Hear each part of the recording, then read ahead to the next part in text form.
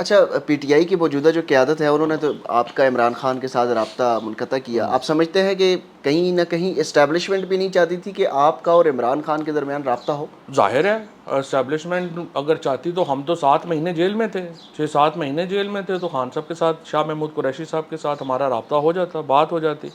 आप इमरान खान को तो छोड़ें, वहाँ तो शाह महमूद कुरैशी साहब से बात नहीं हो सकती, परवेज़ इलाही साहब से बात नहीं हो सकती। और ये जो लीडरशिप है, आप देखिए, ये इतनी इनसिक्योर है, ये सिर्फ मेरा मसला नहीं है। अब परवेज़ इलाही साहब हॉस्पिटल में थे, कितने लोग उन्हें मिलने गए हैं? परवेज़ इलाही साहब अब घर है, आपने सुना कभी कि ये लोग गए हों उन्हें खैरियत पता करने को, मशवरा करने कि सर ये स्ट्रैटेजी है, आप मुझे बताइए हमने कैसे इसको करना है। फ़ोन पे ही बात कर लें, बताएं उन्हें कि क्या करना है, कैसे है, क्या आगे करना है। ये सारे इनसिक्योर हैं। अब कि शाह महमूद कुरैशी बाहर ना आ जाए, वो आ गया तो जनाब हमारा फिर क्या बनेगा और हम क्या करेंगे। तो ये लोग खाइफ हैं हर आदमी से, इमरान खान से मिलने नहीं दे रहे। और मुझे पता है इमरान खान जब हमारा नुक्ता नज़र सुनेंगे तो इमरान खान फिर अपनी बात कर सकते हैं ना। एक ही नुक्ता नज़र सुन के तो वो जो मर्जी बात कर लेंगे, जैसे अभी क्या। आपकी तनकीद से ज़ाहिर है, जो मौजूदा पार्टी की क़यादत के ऊपर आप तनकीद कर रहे हैं, उन लोगों का मानना है कि इसका नुकसान पीटीआई को हो रहा है। अगर खान साहब आपको पैगाम दें कि आप तनकीद ना करें इन मौजूदा क़यादत के ऊपर? एक सच्ची बात यह है, मुझे खान साहब का शुरू में जब इसने ये बयान दिया था, मुझे पैगाम आया था कि आप तनकीद तुम छोड़ दो, इसको छोड़ दो, रहने दो। जब लेकिन पहली दफ़ा हाँ, कोर कमेटी ने वो जब किया इसने था। ये बात की थी तो मैं नहीं बोला, मैंने कहा जी ठीक है। लेकिन उसके बाद इन्होंने वतीरा ही बना लिया। अब फिर जो था, मैं अब तो हमारा तो एक्सेस ही नहीं है खान साहब तक ना। देखो प्रॉब्लम यह है कि वन साइडेड चलता रहे और मैं जवाब ना दे सकूं, वो तो भी फिर जो है ना वो प्रॉब्लम हो जाती है।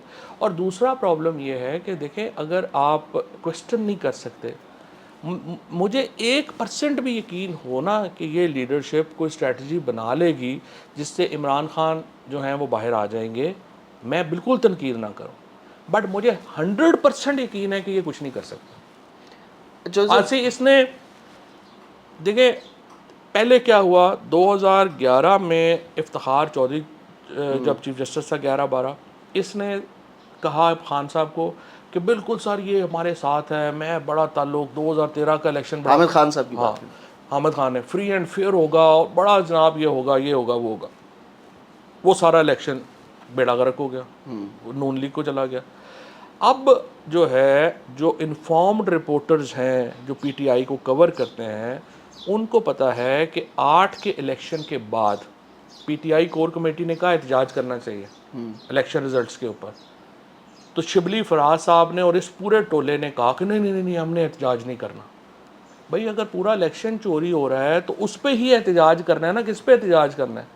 उसके बाद इसने कहा, हम जब ये लियाकत चट्ठा बेचारा जो है, बेचारा उसकी बदकिस्मती के वो जो है उसने सच बोल दिया, उसकी बदकिस्मती के वो उसने रिलाई किया कि यार पूरी आवाम जो है वो तो इधर खड़ी है, तो मैं आवाम के साथ खड़ा हूँ। एक कॉन्शियस होता है बंदे का। उस बेचारे ने सच क्या बोला कि यही हामिद खान और इन्होंने कहा नहीं नहीं नहीं, फायज़ ईसा साहब के ख़िलाफ़ कोई बात नहीं होनी, वो जनाब अपना वो तो हमारे बड़े ज़बरदस्त हैं और ये है और वो है, बड़ा फ्री एंड फेयर।